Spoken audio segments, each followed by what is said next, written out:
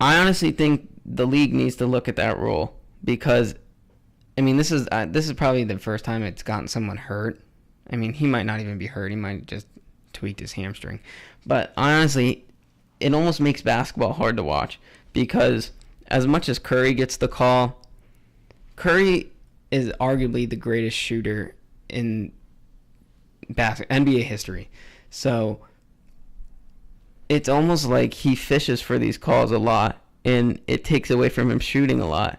So when he fishes for the calls, he doesn't shoot almost. So he shoots like a terrible shot, but he makes sure he makes contact.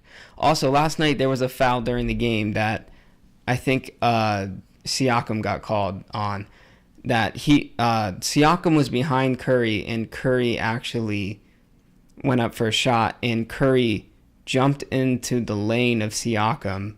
That Siakam was running to the left of Curry, and Curry jumped into the lane of Siakam, and they called the foul on Siakam for a shooting foul. Right, yeah, Nick, that's the first time I think, like, because we always see it's going to happen, but usually the defender's literally right on top of him. But the fact that we actually saw him physically step back into it and go into Siakam was very interesting, and it made me at least more aware on these type of penalties with regards to claiming it's a defense, and they want to switch it to maybe be an offensive foul.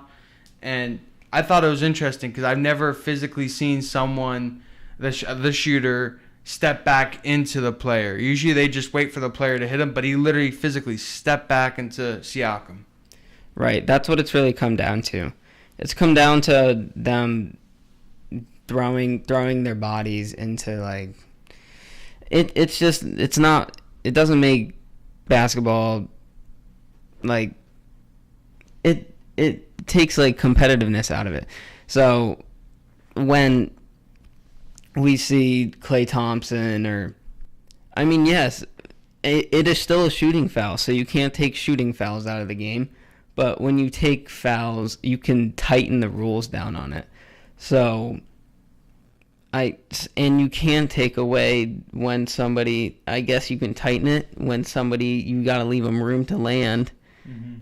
So, I think the NBA should take a look at it, but I mean, it's really hard to look at the rule and say, yeah, we need to tighten it and take a look at it, because obviously if they look at it, there's going to be people that say, oh yeah, this is terrible, we need to keep the rule, and then there's people that, like myself, which I honestly don't like the play that it's brought, that are like, oh yeah, well, because it will cut down the types of plays that we see like this and not have as much of it.